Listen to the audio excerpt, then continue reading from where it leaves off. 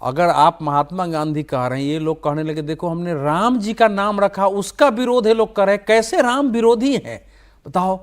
ये भी तो सोचो ना कि आप कहां तक। महात्मा गांधी की समाधि पर भी राम ही लिखा हुआ राम ही लिखा हुआ है। वही तो बताया, अभी कल शिवराज सिंह जी भाषण दे रहे थे, उन्होंने कहा कि भाई वो भी तो राम राज्य की बात करते थे, गांधी जी भी तो राम राज्य की। देखिए असल में कांग्रेस का विरोध करना बिल्कुल स्वाभाविक है कि मनरेगा जो सोनिया गांधी की विशेष तौर जो नेशनल एडवाइजरी काउंसिल थी वहां से वो प्रस्ताव आया था, फिर सरकार में आया, फिर उसका कानून बना और देश को बर्बाद करने के लिए जो कुछ कानून सोनिया गांधी के शासन का, उसमें एक मनरेगा भी था। गांव के छोटे किसानों का किसानी खेती बंद हो गई, एक प्रकार से लोगों के मजदूर मिलने बंद हो गए। गांव में जो मेहनत करने वाला वर्ग था वो कामचोर और भ्रष्ट बनाने का था, बिना काम के इधर से मिट्टी खोदो उधर डालो, नहीं भी डालो तो बना दो। देखिए ये जो है ना, ये गांव के रोजगार के साथ जो विकसित भारत 2047 है उसकी दृष्टि से गांव में एक परमानेंट रोजगार का इंफ्रास्ट्रक्चर कैसे डेवलप हो।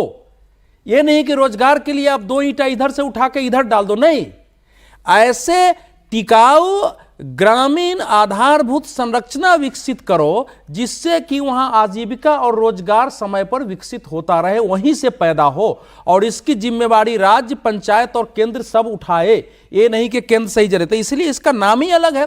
मैंने कल भी हम लोगों ने चर्चा की थी और फिर आज उसको दोहराता हूं कि ये मनरेगा कानून का नाम बदलना नहीं है। मनरेगा कानून जो था उसको समाप्त करने का बिल समाप्ति के साथ उसके विकल्प के रूप में इसको लाया गया। लेकिन सर ये जो प्रियंका गांधी कह रहे हैं वो ये कह रही है ना कि सरकार को बस नाम बदलने की सनक है, एक सनक के चलते बस नाम बदलना है, काम से मतलब नहीं है। यही बात अखिलेश यादव ने कहा कि आपका तो काम ही ये है, इकाना स्टेडियम का भी तो नाम बदल दिया था और उसे अपना बना लिया था। सनक है या वाकई में बड़ा परिवर्तन है? नहीं, देखिए नाम बदलने का तो राजनीतिक फैसला है। जब तक मनरेगा रहेगा, जब तक उस योजना का वही नाम रहेगा, तब तक उसका क्रेडिट वो मिलता रहेगा कांग्रेस पार्टी को। आप उसमें कितने भी बदलाव कर लीजिएगा वो माना जाएगा कि कांग्रेस पार्टी की योजना है। तो नाम बदलना तो एक राजनीतिक फैसला है, लेकिन नाम बदल के और एक इस तरह से एक्रोनिम बनाना, ऐसा एब्रिविएशन बनाना कि राम आ जाए, तो ताकि डिस्कशन महात्मा गांधी से शिफ्ट हो और राम जी पर जाए, ये एक तरह का ट्रैप है। नाम बदलना एक पॉलिटिकल फैसला था, ये एक तरह का ट्रैप है। ट्रैप में विपक्ष आ गई है, ट्रैप में विपक्ष का कुछ हिस्सा आ गया है। लेकिन हमारा ये मानना है लेकिन कल्याण बनर्जी तो कह रहे बीजेपी के लोग गोडसे के आदमी है। वो भी एक अपना पॉलिटिकल नैरेटिव है जो उनको अपने चुनाव के हिसाब से वो सेट करना है। असली बात नाम बदलना नहीं है। देखिए असली चीज बिल का कंटेंट है, सरकार की मंशा है, उस पर बात होनी चाहिए। देखिए ये निश्चित रूप से इसमें कोई संदेह नहीं है मीनाक्षी जी की स्टेट्स पर बोझ आएगा। स्टेट्स के पास पैसा कहाँ है? स्टेट के पास तो पैसा है नहीं। और जब स्टेट्स पैसा नहीं खर्च करेंगी, अगर आप उनको कहें कि 40% आप दीजिए, उनके पास पैसा नहीं है। एक एस्टीमेट है, कल जॉन ब्रिटास ने एक लेख लिखा है इंडियन एक्सप्रेस में, और उन्होंने एक अनुमान लगाया कि 50,000 करोड़ रुपए का एडिशनल बोझ आना है स्टेट्स के ऊपर। उन्होंने केरल का बताया कि 2 से 2,500 करोड़ रुपया केरल के ऊपर आएगा। अब अगर स्टेट गवर्नमेंट नहीं दे पाती है पैसा ये, तो योजना रुक जाएगी ना। अब ये डिमांड बेस्ड योजना नहीं रह गई है, अब ये अलॉटमेंट बेस्ड योजना है कि हम जितना अलॉटमेंट करेंगे उतने में ही काम चलाना है। अलॉटमेंट का पैसा खत्म हो गया तो उसके बाद आपके मांगने पर भी काम नहीं मिलेगा, और स्टेट मैचिंग देंगे नहीं पैसे, स्टेट के पास पैसा है नहीं।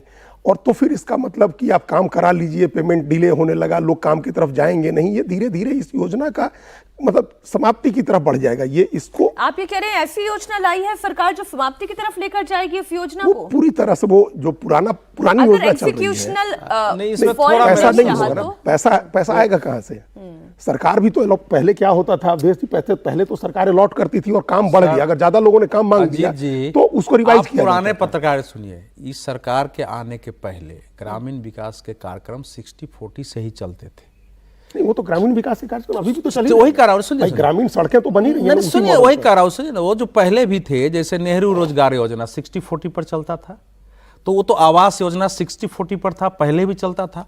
अब आप फ्री बीज इतना डालेंगे कि आपके राज्य के पास पैसे नहीं रहे। राज्यों को भी अपने संसाधन विकसित करना, जब प्रधानमंत्री ये कहते हैं कि नौकरी से आप जो है उद्यमी बनिए अपने देश में, तो राज्यों को भी ये कर ले जाना पड़ेगा।